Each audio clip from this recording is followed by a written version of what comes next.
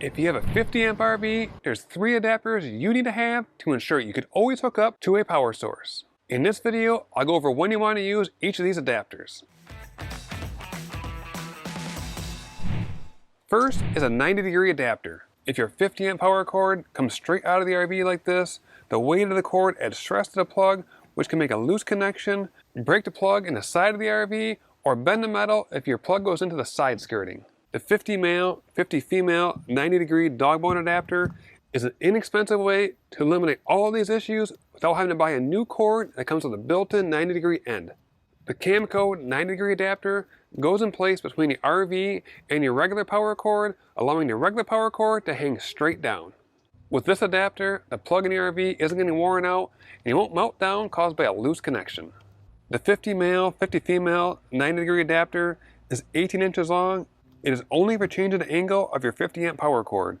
It will work with any 50 amp setup where your power cord plugs into the side of the RV. This adapter is not a regular dogbone adapter that goes from 50 amps to 30 amps.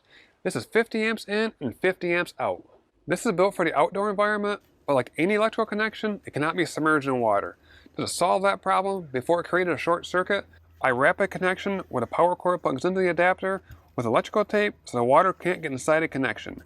I always leave the adapter connected to the power cord, so I do not replace the electrical tape each time I break down camp and travel to the next location. Next is a 30 to 50 adapter. It can be difficult to find campsites during peak season. You might have to take whatever is available, and for me, that's usually a 30 amp campsite. This Camco dogbone adapter allows your 50 amp RV to plug into a 30 amp campground electricity outlet. Now to use this adapter, first let's make sure the breaker is off in the electrical box. Then we'll plug your 50 amp power cord into the RV.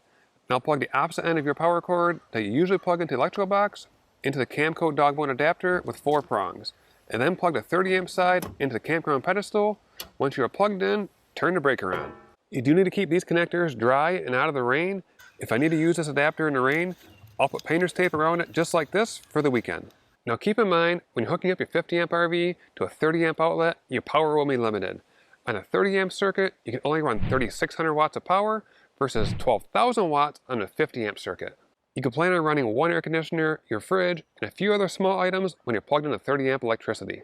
And last is a 15 to 30 adapter. If you need to plug your RV in at your house to get ready to go camping, this 15 male to 30 female adapter allows you to plug your RV in at your house in a standard 110 outlet. Let me show you how it works. With your 50 amp RV, you can have to use a dogbone adapter to go from your 30 to 50 amp.